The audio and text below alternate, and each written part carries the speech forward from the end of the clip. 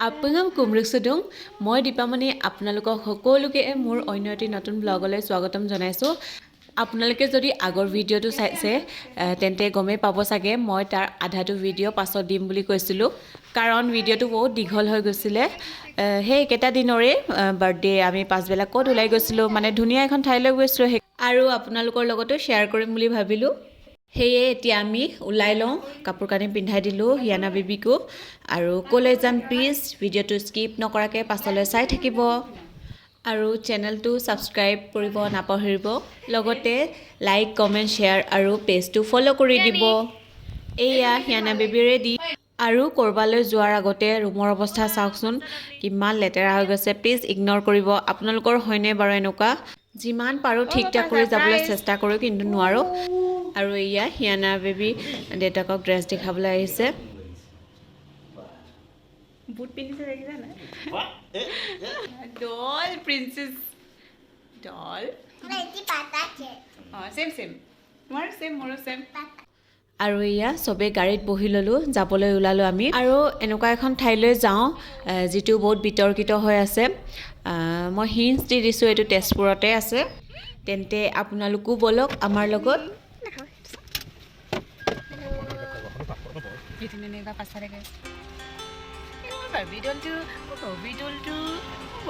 ষ্টিকৰ লগাইছে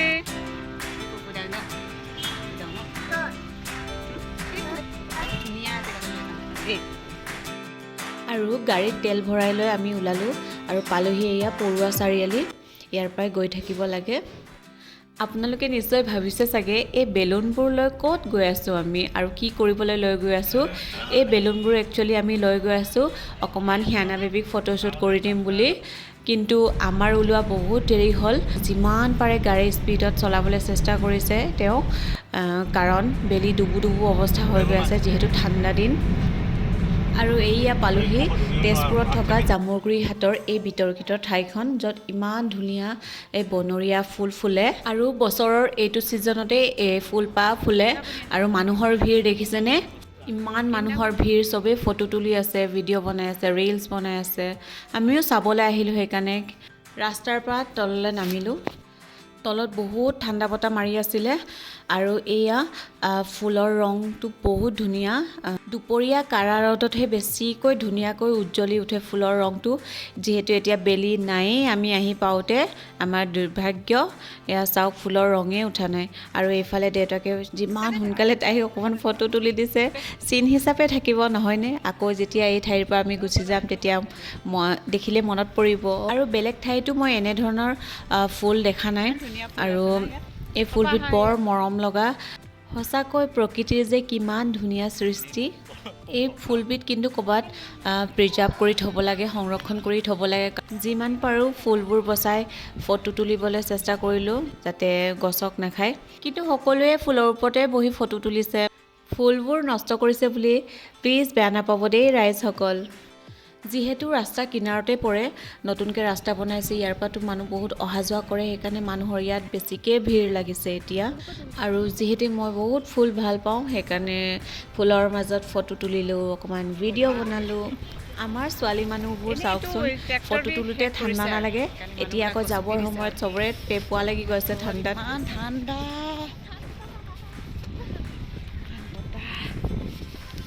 ট্ৰেক্টৰ দি হেক কৰি দিছে বেছি হোৱাৰ কাৰণে হিয়ানাক দেউতাকে আগতীয়াকৈ লৈ গ'ল আৰু গাড়ীত এয়া বহি আছে আমিও আহিলোগৈ এতিয়া যাওঁ আমি পেট পূজা কৰোঁগৈ ক'ৰবাত খাবলৈ আৰু এই ভাইৰেল ঠাইখন আমি এতিয়া এৰি পিনি যাওঁ তেন্তে ব'লক এতিয়া নেক্সট আমি ক'লৈ গৈ আছোঁ চাই থাকিব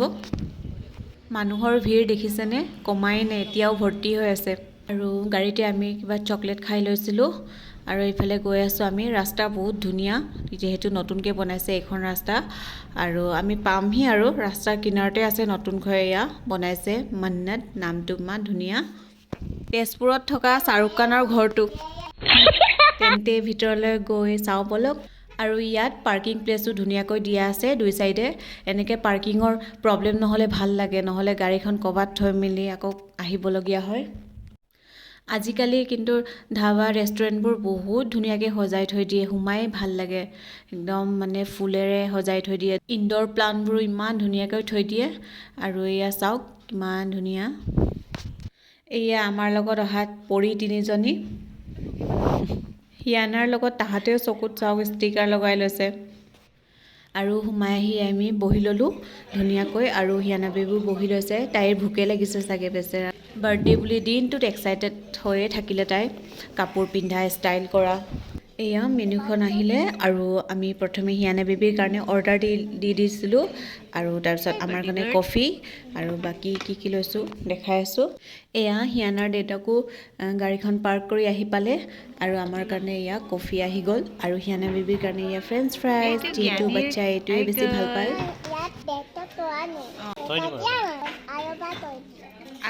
আৰু এবাৰ নহয় আৰু অকণমান দিয়া আৰু এবাৰ দিয়া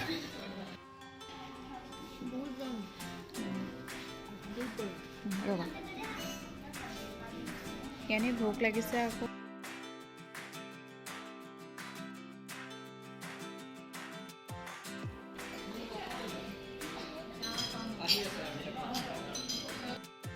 আৰু এয়া আহি গ'ল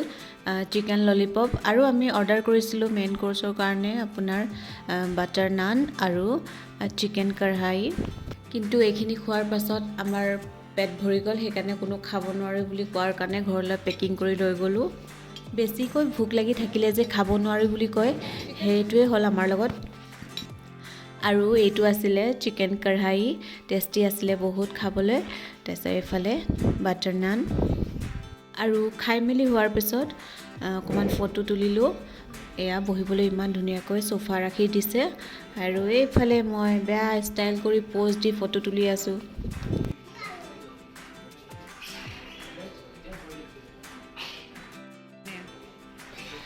খাই মেলি ওলাই আহি বাহিৰত এয়া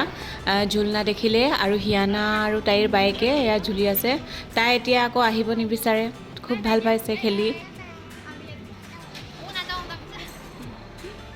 ব'লা যাওঁ আৰু বাই বাই দিয়া হৈ গ'ল আৰু তোমাৰ হেপী বাৰ্থডে শেষ আৰু বাই বাই আকৌ আহিম আমি দেই হিয়ানা আজি তোমাৰ বাৰ্থডে আছিলে ন বাৰ্থডে শেষ হৈ গ'ল এতিয়া আমি যাওঁ আছে ঘৰত আকৌ কৰিমগৈ ইয়াত খালোঁ আমি এতিয়া যাওঁগে কেনেকুৱা লাগিলে তোমাৰ বাৰ্থডে আৰু মোৰ ভতিজাজনী ইউনিভাৰ্চিটিত থৈ মেলি আমি ঘৰলৈ আহিলোঁ ভিডিঅ'টো আজিলৈ ইমানেই যদি ভাল পালে প্লিজ লাইক কমেণ্ট আৰু ছাবস্ক্ৰাইব কৰি দিব আৰু পেজটো ফ'ল' কৰি দিব আজিলৈ আহিছোঁ আকৌ লগ পাম বাই